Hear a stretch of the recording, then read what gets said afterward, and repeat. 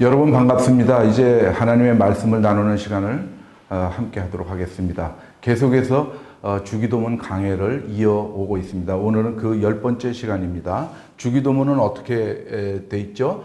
마태복음 6장 9절부터 13절까지 나와 있는 말씀이죠. 그 산상수훈 속에 들어가 있는 것입니다. 산 위에서 가르치신 곳에서 가장 중요한 핵심적인 것이 그것이죠. 그 다음에 이제 8가지 복 있는 자들에 대해서도 말씀드렸었죠. 그거는 마태복음 5장에 이렇게 나옵니다. 그래서 마태복음 5장부터 7장까지 전부 산상수훈입니다. 그 속에서 예수님께서 너희는 이렇게 기도하라 라고 말씀하셨죠. 어떻게? 하늘에 계신 우리 아버지여, 이름이 거룩히 여김을 받으시오며 나라가 임하시오며 뜻이 하늘에서 이루어진 것 같이 땅에서도 이루어지이다. 오늘 우리에게 일용할 양식을 주시옵고 우리가 우리에게 죄 지은 자를 사하여 준 것 같이 우리 죄를 사하여 주시옵고 우리를 시험에 들게 하지 마시옵고 다만 악에서 구하시옵소서. 이것이 주기도문에서 나오는 핵심 키워드들입니다. 그래서 하늘이 무엇이냐? 우리가 어떻게 아버지라 부를 수 있느냐? 하나님을. 그 다음에 이름이 거룩히 여김을 받으시오면 무슨 뜻을 가지고 있느냐? 이것은 우리의 삶으로 하나님의 거룩함을 나타내는 것이라고 그랬죠. 그럼 하나님의 나라는 무엇이냐? 하나님의 뜻, 양식, 죄, 용서는 어떻게 이루어지고 우리가 용서를 어떻게 해야 되느냐? 용서를 하면 우리에게 어떤 효과를 가져다 주느냐라는 걸 지난 시간에 말씀을 같이 나눴습니다. 오늘은 우리를 시험에 들게 하지 마옵시고. 그래서 시험에 대해서 본격적으로 말씀을 나누도록 하겠습니다.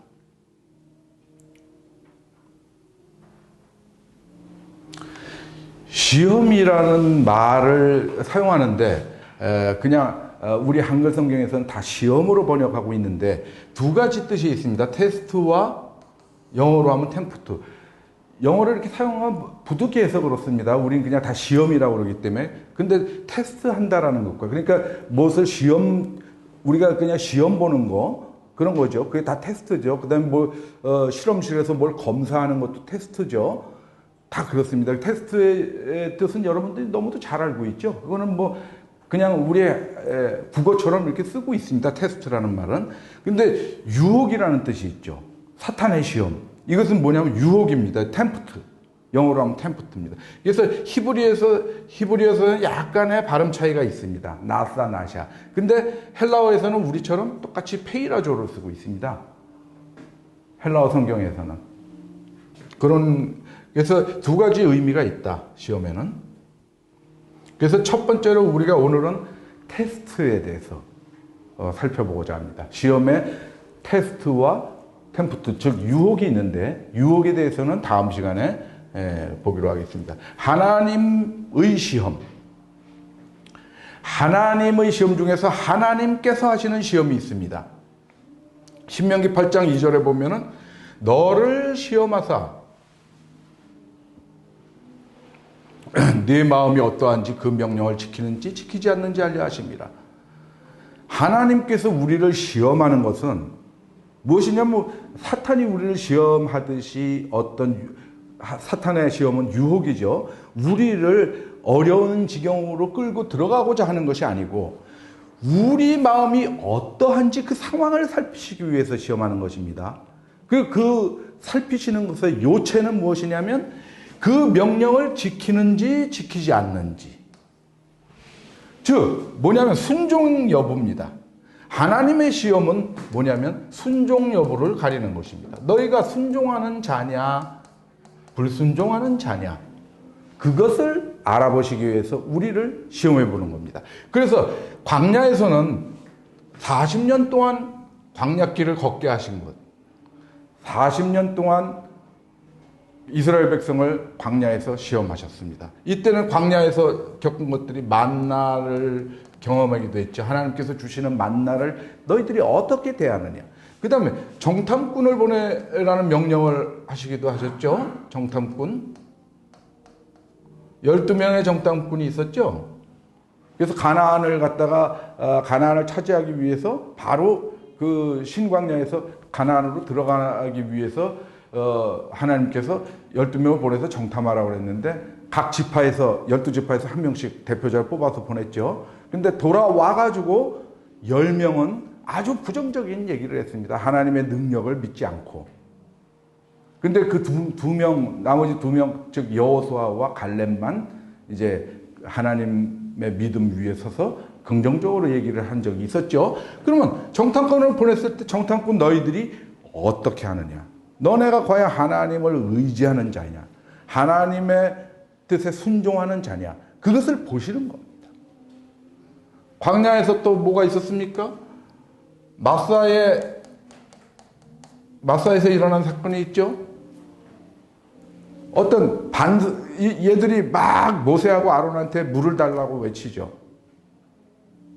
그때 이제 그 모세가 이제 그 반석을 쳐서 물을 내긴 하는데 그 와중에서 모세하고 엄청나게 다투고 하나님을 의심하면서 하나님을 시험하게 되죠.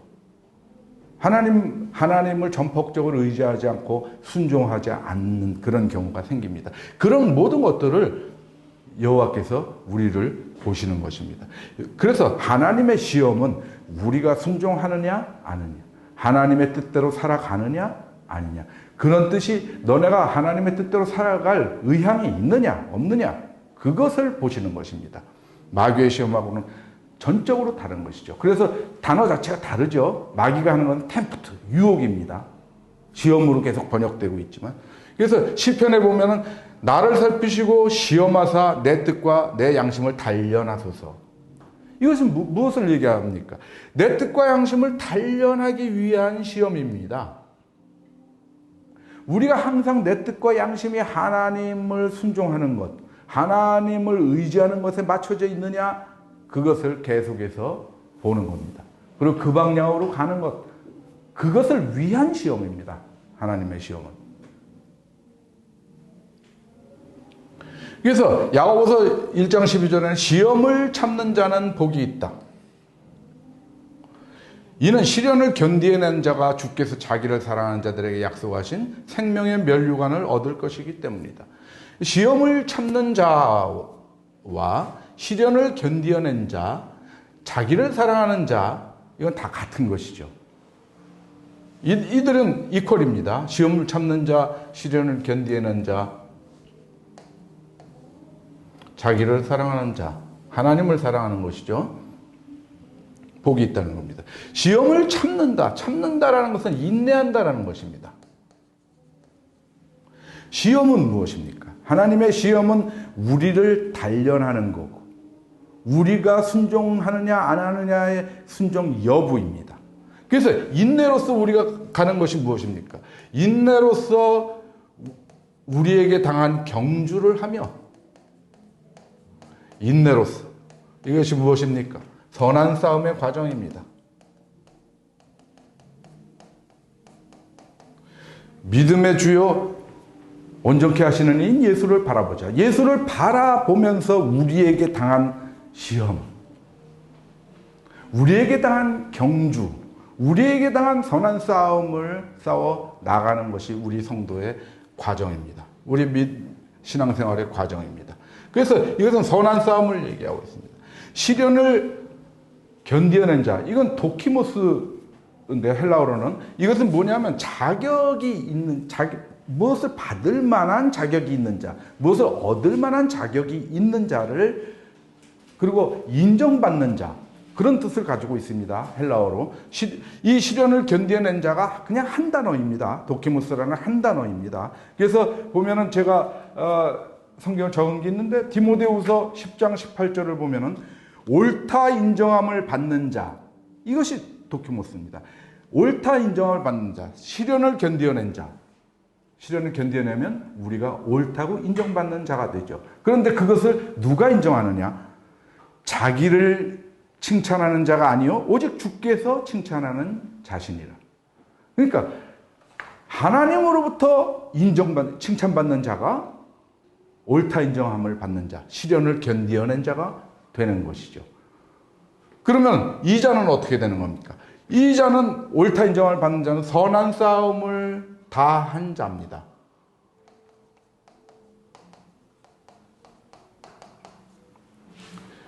나는 선한 싸움을 싸우고 나의 달려갈 길을 마치고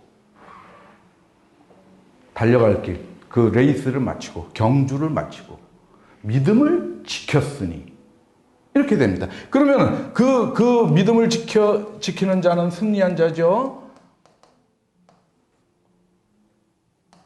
믿음을 지킨 자는 승리한 자입니다. 왜 그렇죠? 요한일서 5장 4절에 그렇게 나오죠. 하나님께로부터 난 자는, 즉 하나님의 자녀는 세상을 이기느니라. 세상을 이기는 승리는 이것이니 우리의 믿음이니라. 우리의 믿음이 승리라는 것이죠.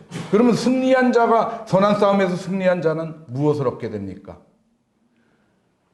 의의 면류관을 얻게 됩니다. 내가 믿음을 지켰으니 이제 후로는 내게 의의 면류관이 준비되어 있으므로 그날에 곧 의로우신 재판장이 내게 주실 것이며 나뿐만 아니라 예수 그리스도를 사모하는 모든 자에게 도니라 이렇게 얘기하라고. 의의 면류관이 준비되어 있다는 겁니다. 그러면은 선한 싸움을 마친 자, 시련을 견뎌낸 자가 얻는 것은 무엇입니까? 생명의 면류관입니다. 이렇게 똑같은 얘기가 됩니다. 여기서는 의의 면류관이라고 그랬죠. 의의 면류관. 의의 면류관이 무엇이겠습니까? 생명의 면류관이 되는 것입니다. 이렇게 다 그러면 시험을 참는 자, 시련을 견뎌낸 자, 자기를 사랑하는 자가 얻을 것은 곧 생명의 면류관이죠. 의의 면류관입니다. 이것은 곧 하나님의 나라입니다. 이것을 상징하고 있습니다. 이것이 왜 하나님의 나라에 있는 우리가 상속받을 유산이기 때문에 그렇습니다. 그래서 보면은 야고보서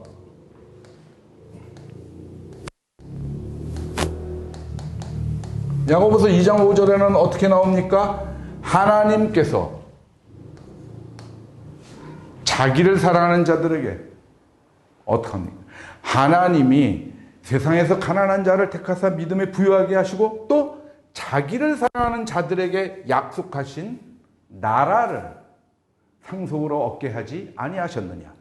이렇게 얘기하고 있죠. 그러니까 이것이 하나님의 나라를 얘기하고 있죠. 다 이렇게 성경은 빈틈없이 연결되고 있습니다. 같은 복음을 계속해서 얘기하고 있습니다. 이렇게 얘기하시기도 하고 저렇게 얘기하시기도 하지만 결국은 다 같은 얘기. 우리의 구원의 길, 우리의 영생의 길을 계속해서 얘기하고 있는 것입니다. 믿음의 선한 싸움을 싸우라. 영생을 취하라. 이를 위하여 네가 부르심을 받았고 많은 증인 앞에서 선한 증언을 하였도다. 디모데전서죠. 디모데전서 6장 12절에 선한 싸움을 싸우라고 그렇게 얘기를 하죠. 근데 선한 싸움의 과정은 인내로서 시험을 참으면서 가는 것이고 그것을 견뎌낸 자, 믿음의 선한 싸움을 싸우고 나의 달려갈 길을 마치고 믿음을 끝까지 지킨 자, 그에게는 생명의 면류관, 의의 면류관이 오는 것이고 하나님을 사랑하는 자, 똑같은 자들에게 무엇입니까? 하나님께서 약속하신 나라를 상속으로 주신다라는 것입니다. 그렇게 정리를 하시면 되겠습니다. 이 구절을.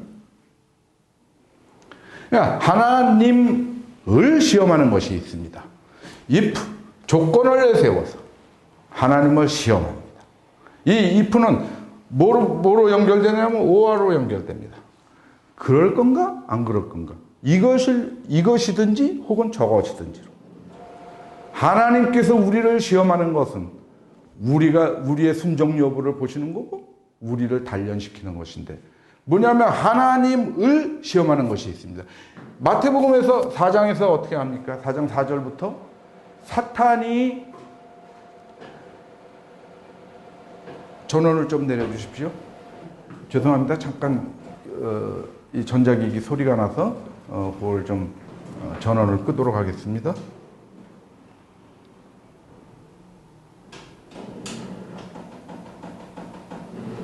그냥 전원을 꺼버리죠. 이 마태복음 4장에서 4장 4절부터 무엇이 나오냐면 사탄의 시험이 나오죠. 광야에서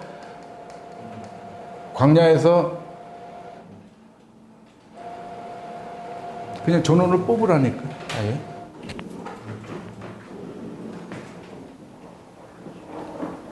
죄송합니다. 저기 이 프린터에서 소음이 좀 크게 나서 그거를 좀 조정하는 시간을 가졌습니다. 미안합니다. 여러분 이렇게 머리 좀 잠깐 식히시라고 그런 시간을 가진 것입니다. 사탄이 광야에서 예수 그리스도를 시험하는 그런 장면인데 예수님한테 네가 만일 하나님의 아들이었든 뛰어내리라. 성전 꼭대기에 예수님을 데리고 가서 네가 하나님의 아들이었든 뛰어내리라. 기록되었을 때 너 안 다친다. 그렇게 나와 있다. 한번 뛰어내려 봐라. 네가 하나님의 아들임을 증명해라.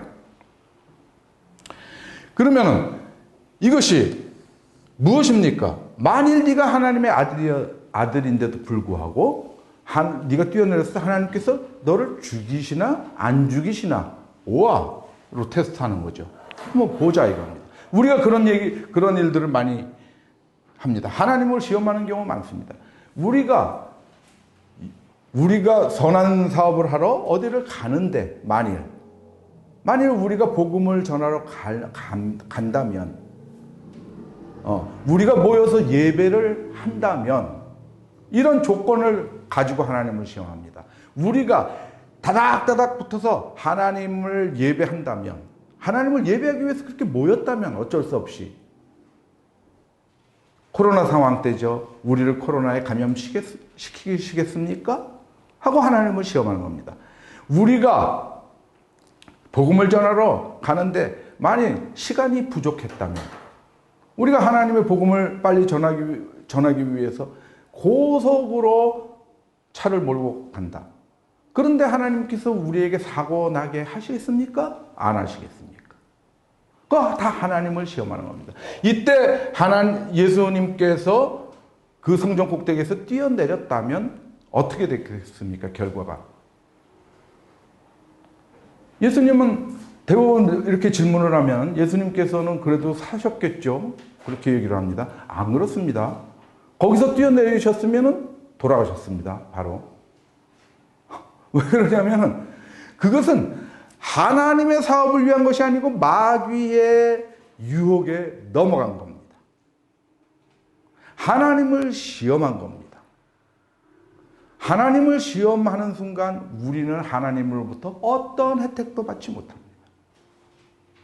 하나님께서 우리에게 주시는 모든 것은 하나님께서 일방적으로 주시는 은혜인 것이지 우리가 하나님을 테스트해보는 그런 대상이 아닌 것입니다. 그래서 절대로 하나님을 시험하면 안 됩니다. 그래서 예수께서 이르시되 또 기록되었을 때 주 너의 하나님을 시험하지 말라.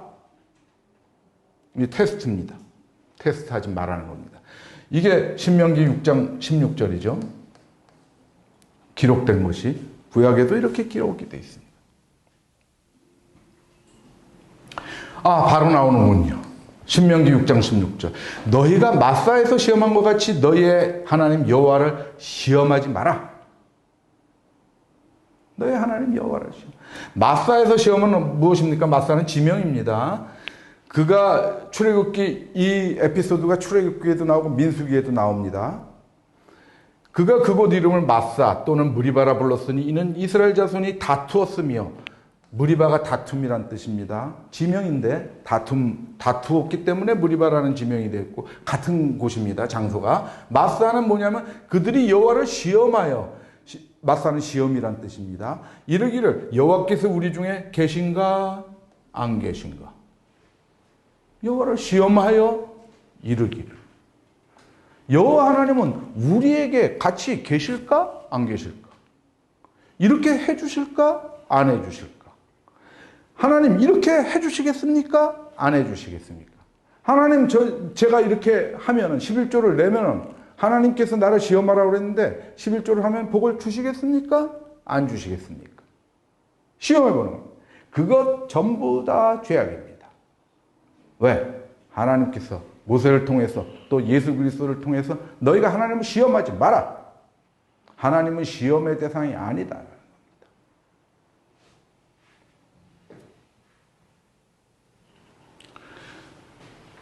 근데도 그들이 돌이켜 하나님을 거듭거듭 시험하며 이스라엘의 거룩하신 일을 노엽게 하였다.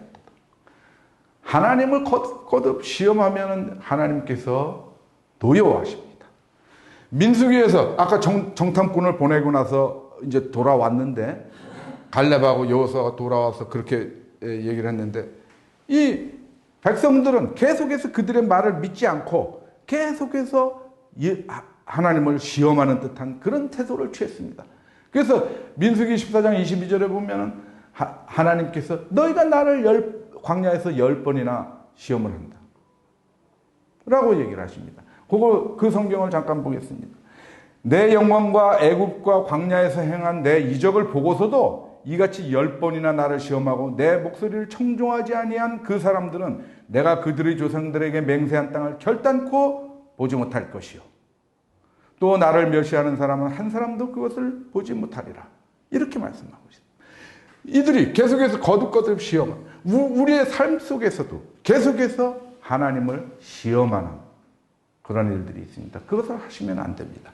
그런데 말라기 시대에 오면은 어떻게 얘기합니까? 말라기는 구약의 맨 마지막 장이죠. 거기에 뭐라고 얘기를 합니까? 11조가 있는데 8절 9절에서 뭡니까? 그거는 하나님의 것이다. 그걸 내지 않는 건 하나님의 것을 도적질하는 것이고 그러면 저주를 받는다라는 것이죠. 8절 9절에서는 채찍입니다. 저주를 내린다는 겁니다. 10절에서는 당근입니다. 당근을 주는 겁니다. 11조를 내면은 너네가 복 받는다라는 것이죠. 여기서 뭐라고 그러냐면 너희의 온전한 11조를 창고에 들여 나의 집에 양식이 있게 하고 그것으로 나를 시험하여 내가 하늘문을 열고 너에게 복을 쌓을 것이 없도록 붙나 안 붙나 시험해보라는 겁니다. 테스트예요. 이렇게 모세도 예수님도 계속해서 하나님을 시험하지 말라고 그랬는데 말라기 선지자는 시험을 해보라는 겁니다. 그러면 그럼에도 불구하고 시험해보라고 그랬으니까 11조가 그렇게 위대한 힘을 발휘하는 것입니까? 그것이 아닌 것이죠. 이 말씀이 좀 과한 것이죠. 잘못된 것입니다. 왜 그러냐면 이 시대는 어떤 시대입니까? 유대교가 성립되는 시기였습니다. 바빌로니아 포로에서 돌아와서 어수선했던 그 유대인들 사회가 유대교의 어떤 종교 시스템적으로 돌아가는 사회를 만들기 위해서 에스라는 영적으로 그들을 지도했고 느헤미야는 행정적으로 에스라는 제사장이었고 느헤미야는 페르시아에서 파견한 유대 총독이었죠. 그래서 그들이 이 사회 시스템 자체를 정비하고 있을 때입니다. 그런데 에스라는 영적 지도자는 11조를 단 한 번도 언급하지 않았습니다. 근데 느헤미야는 5번이나 언급하고 있습니다. 11조를 관리했습니다. 이 사람은. 왜? 행정관이었기 때문에 조세 성격인 11조를 거둬야만 재정적으로 그 사회가 유지될 수 있었기 때문에 느헤미야의 몫이었습니다. 11조를 관리하는 것은. 거기에 말라기 선지자가 힘을 보태준 겁니다. 그런데 가장 강력하게 힘을 보탤 방법은 무엇입니까? 기복 본능을 자극하는 겁니다. 너네가 11조를 내면 복 받는다. 복 받나 안 받나 한번 봐라. 그래서 잘못됐다라. 그러면 이것에 대해서 좀 더 자세히 알고 싶으신 분들은 제가 11조에 대해서 11조의 어떤 유래부터 역사적 흐름 전부 그 의미 이런 걸 전부 설교한 것이 있습니다. 11조라는 제목으로 그것을 한번 보시기 바랍니다. 자세히 말씀드리지 않겠습니다. 이것이 하나님을 시험할 정도라면은 산상수훈 속에서 예수님께서 이렇게 말씀하셨겠죠.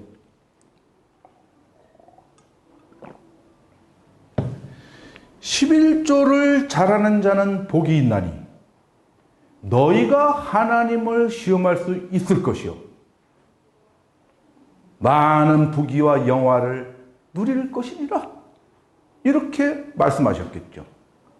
하나님을 시험할 수 있을 정도로 그렇게 우리에게 복받는 절대적 조건이었다면 절대로 예수님께서 생략하시지 않았을 겁니다. 예수님께서는 11조에 대한 언급을 아예 안 하십니다. 그러므로 이 나를 시험해 보라는 이 구절을 여러분들이 똑바로 아셔야 됩니다. 하나님 시험하면 안 됩니다, 여러분. 잘 먹고 잘 살고 싶으면 여러분이 그냥 열심히 일하세요. 11조 교회에다 내고 계속 하나님을 테스트해 보지 마시고.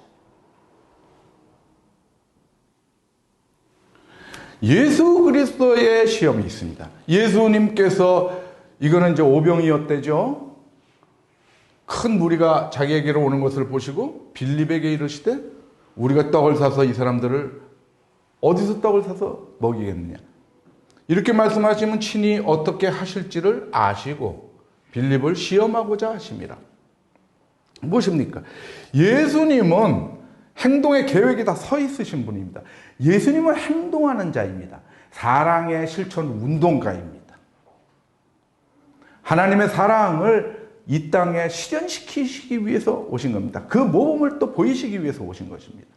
행동하는가, 사랑을 실천할 의도를 가지고 있는가, 빌립을 시험해보는. 네가 어떻게 할지, 하나님의 시험은 거예요. 네 마음이 어떤지 그것을 보시는 겁니다. 근데 빌립은 대답하되 각 사람으로 조금씩 받게 할지라도 200데나리온의 떡이 부족하리이다. 이렇게만 대답해요. 빌립은 계산이 다 서 있었죠. 계산은 다 하고 있습니다. 야, 이 사람들한테 식사를 제공하려면 200데나리온 정도는 최소한 있어야 되겠구나. 그래도 좀 빡빡할 텐데 이렇게 계산하고 있는 것이죠. 그런데 예수님께서 원하셨던 것은 무엇이냐면 안드레 같은 행동이었습니다. 안드레는 왔다 갔다 하면서 먹을 거 찾아봤습니다. 그때 어린아이가 연보를 하죠.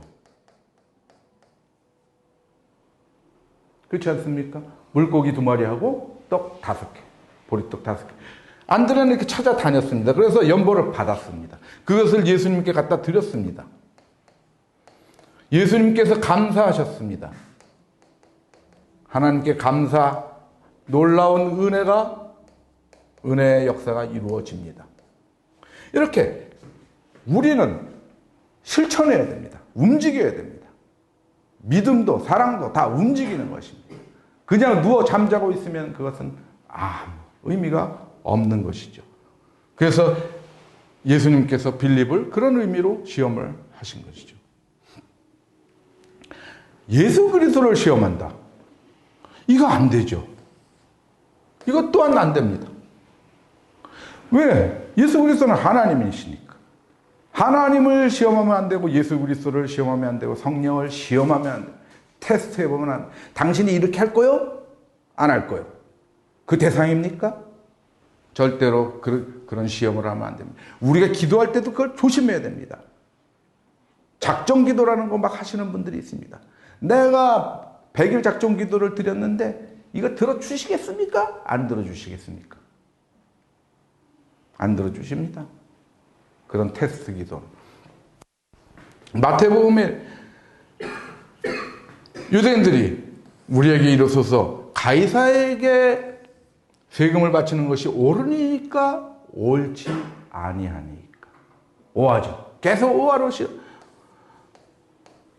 Is it right or not? 이렇게 물어봅니다. 그것이 옳은 것이냐? 아니냐? 하나님을 이렇게 시험하지 말라고 그랬는데 예수 그리스도한테 와서 이렇게 얘기합니다. 가이사는 누굽니까? 카이사르죠. 카이사르인데 이 카이사르는 율리우스 카이사르 이후로 그 다음에 아우구스투스 황제 이후로는 황제들을 칭하는 일종의 명칭이 됐죠. 그래서 이제 한글 발음에 이제 순응하기 위해서 가이사라고 그러는데 로마의 황제 이름에는 대대로 다 카이사르라는 것이 들어갑니다. 일종의 그것이 황제를 상징하는 그런 말이죠. 가이사에게 세금을 바치는 것이 옳으니까 옳지 아니니까 하니 예수께서 그들의 악함을 아시고 이르시되 외식하는 자들아 어찌하여 나를 시험하느냐. 시험하지 말라는 겁니다. 이 이후에 뭐라고 그럽니까? 너네가 세금 내는 돈을 나한테 가져와 봐라. 그랬더니 데나리온 하나를 가지고 왔죠. 그랬더니 여기 이 형상과 문자는 누구를 위한 것이냐? 가이사의 것이옵니다. 그러니까 예수님께서 가이사의 것은 가이사에게, 하나님의 것은 하나님에게 내라. 이후에 그렇게 나오는 에피소드입니다. 그런데 왜 그들의 악함을 아셨다고 그랬습니까? 이렇게 묻는 것이 악하다라는 겁니다. 묻는 의도 자체가. 왜 그렇습니까? 이것은 영생에 관해 묻는 게 아니고 세상사에 관해서 묻는 것입니다. 우리가 로마 제국을 유지할 수 있도록 세금을 내야 되겠습니까? 아니면 우리가 세금을 안 내서 로마 제국에게 타격을 입혀야 되겠습니까? 세상사를 묻고 있는 것입니다. 세상의 역사의 흐름을 당신은 어떻게 보고 있느냐? 우리가 민주당을 찍어야 되겠습니까? 아니면 국민의힘을 찍어야 되겠습니까? 우리가 미국과 가까워져야 되겠습니까? 중국과 가까워야 되겠습니까? 어느 것이 옳습니까? 예수님 대답해 주세요. 그것이 악함입니다. 세상사를 묻는 것이 악함입니다. 세상의 역사, 인류의 역사는 인류의 각자의 주로 욕심이 작용시키는 인류의 자유의지, 그것의 발산으로 흘러갑니다. 그러나 예수님께서는 그 물결을 돌리거나 바꾸지 않습니다. 역사는 너희의 것이다.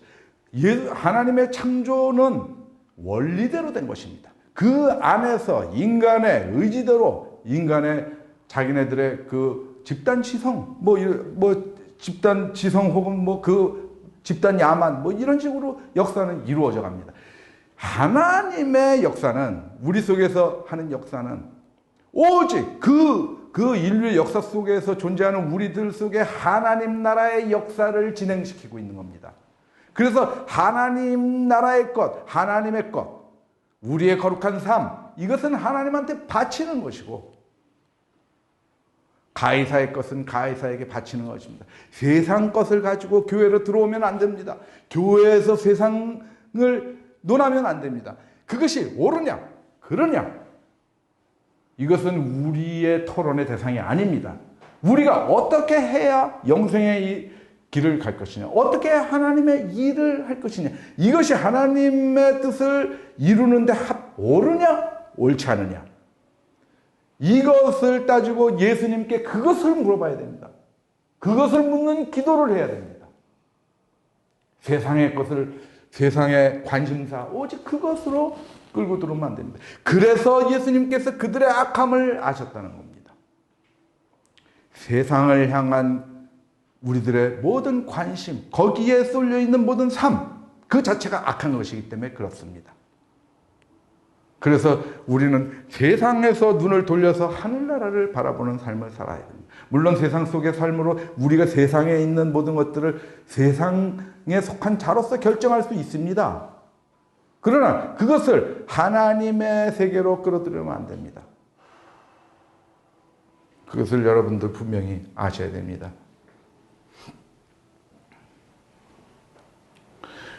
마지막으로 성도의 시험을 봅시다. 우리가 우리를 스스로 시험하는 것이죠. 그건 유일한 구절이죠. 고린도후서 13장 5절은 아주 중요한 의미를 갖고 있죠. 너희는 믿음 안에 있는가? 너희 자신을 시험해라라는 겁니다. 그리고 너희 자신을 입증해라라는 겁니다. 예수 그리스도께서 너희 안에 계신 줄을 너희가 스스로 알지 못하느냐? 그렇지 않으면 너희는 버림받은 자니라. 아까 하나님을 자기를 사랑하는 자들에게 약속하신 나라, 자기를 사랑하는 자들에게 약속하신 생명의 면류관, 곧 의의 면류관, 그것이 누구한테 주어진다고 했어요? 방금 얘기했다시피 하나님을 사랑하는 자들에게 주어지는 것이죠. 우리는 이것은 무엇입니까? 믿음 안에 있는가 시험하고 너희 자신을 확증하라. 이것은 무엇입니까? 신앙생활의 점검이죠. 우리의 신앙생활을 늘 점검해 가면서 살아가라는 겁니다. 점검은 무엇입니까? 테스트죠. 계속해서 테스트해 나가야 되는 겁니다. 테스트하고 입증해 가야 되는 겁니다. 그러면 아까 그 약속하신 나라를 받으려면 어떻게 해요? 하나님을 사랑해야 되죠.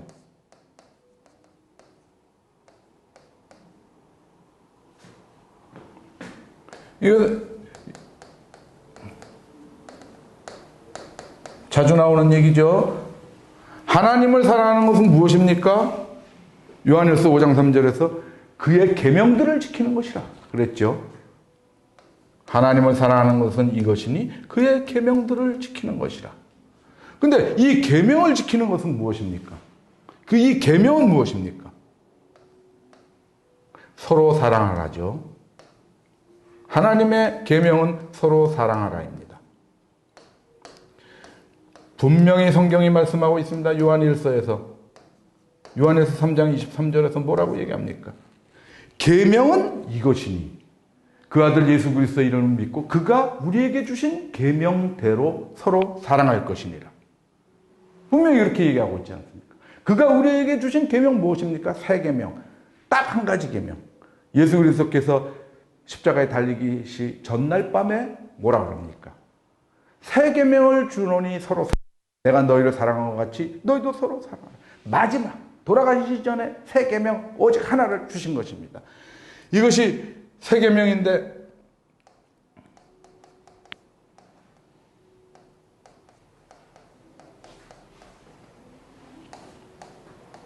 요한복음 13장 34절입니다. 이것이 예수 그리스도께서 주신 새 계명이 곧 하나님의 계명이다. 그 계명을 지키는 자는 하나님을 사랑하는 거다. 그러면 이 계명을 지키는 자는 무엇입니까? 새 계명을 지키는 요한 1서 3장 24절에 어떻게 나옵니까?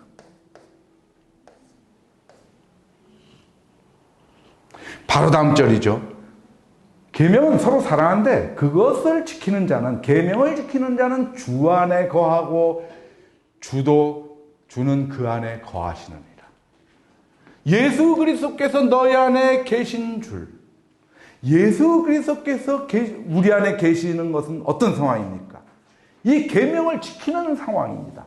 계명을 지키는 자는 주 안에 거하고 주는 그 안에 거한다라고 했습니다. 그러므로 그 계명을 지키는 자는 뭡니까? 서로 사랑하는 자입니다. 이럴 때 어떻게 됩니까? 이 상황은 무엇입니까? 예수 그리스도 안에 있는 것이죠. 우리가 예수 그리스도 안에 있는 겁니다. 들어가 있는 겁니다. 그리고 예수님도 우리와 함께 있는 겁니다. 그러므로 뭐라고 그랬습니까? 하나님을 사랑하는 것과 예수 그리스도 안에 있는 것은 같은 개념이다.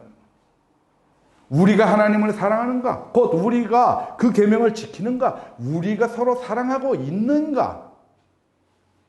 그러므로 우리가 서로 사랑하는 삶으로 그리스도 예수 안에 있는 삶을 살아가고 있는가? 그것을 늘 점검하라는 겁니다. 우리가 계속해서 사랑하고 있는가? 그것을 점검하라는 겁니다. 그렇지 않으면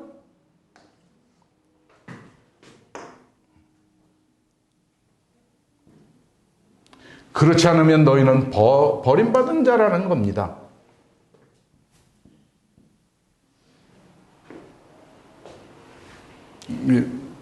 좋습니다. 갑자기 이게 또 전자칠판이 살짝 저를 속을 썩입니다. 그렇지 않으면 너희는 버림받은 자니라. 그러니까 우리가 신앙생활을 어떻게 점검합니까? 우리가 그리스도 안에 있는 삶을 살고 있는가? 그죠? 우리가 그리스도 안에 있는 삶을 살고 있는가? 우리 성도가 이 안에 있는가? 즉, 서로 사랑하는 삶을 살고 있는가? 그것을 나날이 살펴보는 겁니다. 그렇지 않으면 무엇입니까? 거듭나지 않은 것입니다. 거듭나지 않았으면 우리는 옛사람인 상태에 있는 것입니다. 신앙생활의 점검은 현재의 나의 삶의 방식을 보고 나의 정확한 위치를 살펴보는 것입니다. 항상 점검하는 것입니다. 서로 사랑하는 것. 이것을 항상 점검하고 사는 삶이 되시기를 바랍니다. 그래서 오늘은 시험 중에서도 테스트, 점검하는 그것을 봤습니다. 하나님께서 우리를 시험하는 것, 순종 여부를 테스트해 보시는 것. 너희가 나를 믿고 순종하느냐? 그것을 알아보시기 위해서 테스트한다. 그런데 너네는 나를 테스트하면 안 된다. 왜? 하나님은 사랑의 존재고 은혜의 존재이기 때문에 은혜는 일방적으로 가는 것이지 너네가 뭐 이럴까 저럴까 이렇게 하면 주시겠어요? 안 주시겠어요? 하나님을 어떤 잣대에 올려놓고 저을 때에 올려놓고 테스트하지 말라는 겁니다. 전폭적으로 하나님께 의지하라는 것입니다. 그리고 무엇입니까? 가장 중요한 거. 우리를 스스로 테스트하고 우리의 신앙생활을 나날이 점검하면서 살아가야 되겠습니다. 오늘은 말씀은 여기까지 전하도록 하겠습니다. 잠깐 하나님께 기도하겠습니다. 아버지 하나님 감사합니다. 오늘은 시험에 관해서 잠깐 같이 말씀을 나누도록 했습니다. 아버지 하나님, 우리가 삶 속에서 하나님을 전폭적으로 의지하고 사는 삶을 살게 하시고 그 말씀에 순종하고 살아갈 수 있게 하여 주시옵소서. 우리가 기도할 때 혹은 생활할 때 하나님을 테스트하지 않게 해 주시옵소서. 하나님, 내가 이렇게 했는데 하나님 어떻게 하시겠습니까? 이렇게 해주시겠습니까? 저렇게 해주시겠습니까?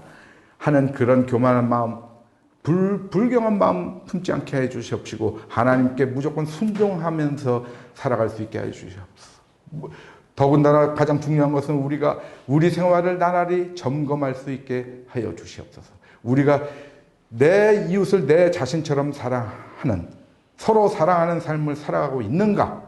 그것을 늘 점검하고 우리를 늘 그 방향으로 삶의 방향을 맞춰 나갈 수 있도록 늘 인도해 주시고 그 방향에서 이탈하지 않도록 동행해 주시고 우리가 그 삶을 잘 살아갈 수 있도록 힘을 더하여 주시옵소서.